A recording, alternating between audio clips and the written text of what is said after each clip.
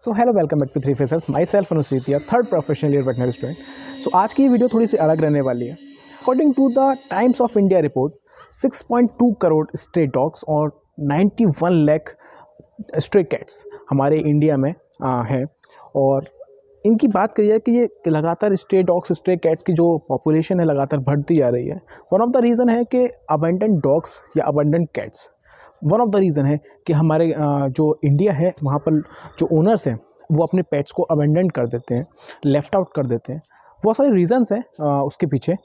उन रीज़न्स की आज हम लोग बात करेंगे।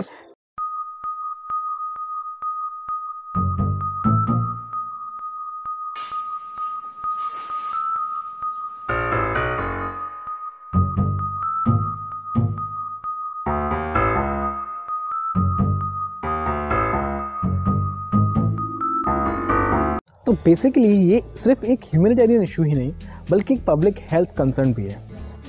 अब हम लोग बात करते हैं उन रीज़न्स के बारे में जिसकी वजह से जो ओनर्स होते हैं वो अपने पेट्स को अबंडन कर देते हैं। फर्स्ट बात करें lack of experience, time factor, financial condition, lack of interest, profitability. ये सारी रीज़न्स हैं जिसकी वजह से जो ओनर्स हैं वो अपने पेट्स को अबंडन कर देते हैं। सो कभी भी जब आप डॉग फर्स्ट टाइम बाय करते हैं तो आपको पता होना चाहिए कि जिस तरीके का आप डॉग ले रहे हैं उसकी क्या फूड हैबिट्स हैं, उसकी क्या ज़रूरत है, वो आप पहले से जान लें। Then you can buy them. Second हम बात करते हैं टाइम फैक्टर की।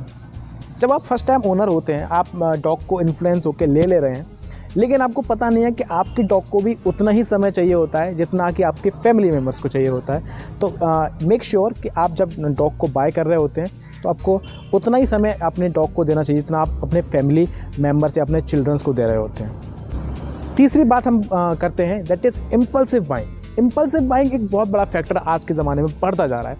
इम्पल्सिव बाइंग क्या होती है? जब आप इन्फ्लुएंसर्स को देखते हैं अपने डॉग को घुमाते हुए, उनको डॉग की वीडियोस को देखते हैं, तो उनको देख कर के भी आजकल जो लोग हैं वो पेट्स को ओन करते हैं। So impulsive buying is not good.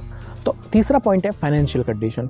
Make sure कि जब भी आप पेट ओन कर रहे हैं तो आपको उसके लिए एक प्रॉपर बजट लेके चलना पड़ेगा, बिकॉज आपको एक अच्छा मनी स्पेंड करना पड़ेगा अपने पेट को अच्छे से ग्रूम रखने के लिए, उसको फीड कराने के लिए, उसको कभी भी डिसीज टाइम पे ट्रीट कराने के लिए, वेटनरियन को देने के लिए। सो अब आता है लैक ऑफ इंटरेस्ट। तो ये वो कैटेगरी होती है लोगों की जिनको पपीज़ तो पसंद है लेकिन बड़े डॉग्स नहीं पसंद। तो वो अपने घर में पपीज़ तो लेके आते हैं, लेकिन जब वो डॉग बड़ा हो जाता है तो उनकी कुछ हैबिट्स होती हैं जो कह सकते हैं उनके वाइसेस होते हैं, बुरी आदतें होती हैं, उनको पसंद नहीं होती हैं और जिसकी वजह से दे अबंडन है। सो सबसे लास्ट का जो रीज़न है दैट इज़ प्रॉफिटेबिलिटी।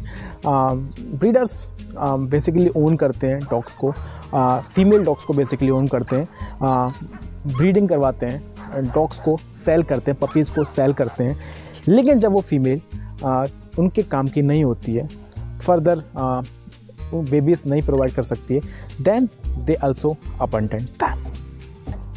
तो अब आप लोग सोच रहे होंगे कि इतनी बड़ी जब प्रॉब्लम है तो गवर्नमेंट ने इसके लिए क्या किया है, कोई एक्ट लागू किया है या नहीं? तो बिल्कुल किया है, that is prevention of cruelty to animals 1960। लेकिन इस एक्ट का मुझे लगता नहीं है कि कोई फ़ायदा है, because fine is only just ₹50। 50 रुपये का जुर्माना लगता है सिर्फ अबंडन करने के लिए एनिमल्स को, पेट एनिमल्स को बेसिकली। हमने प्रॉब्लम्स और रीजंस की तो बात कर ही ली है, लेकिन अब सॉल्यूशन की भी बात करते हैं। तो जब भी आप पेट को ओन करने वाले होते हैं तो आपको कुछ बातें ज़रूर दिमाग में रखनी चाहिए पेट को ओन करने से पहले। सबसे पहला है कि सच में आपको एक पेट की ज़रूरत है। दूसरा, क्या आप उसको एक हेल्दी लाइफ दे सकते हैं? तीसरा, क्या आप उसकी ज़रूरतों को पूरा कर सकते हैं? अगर आप इन कंडीशंस को फुलफ़िल नहीं कर सकते सो आप पेट्स को ओन मत कीजिए प्लीज़।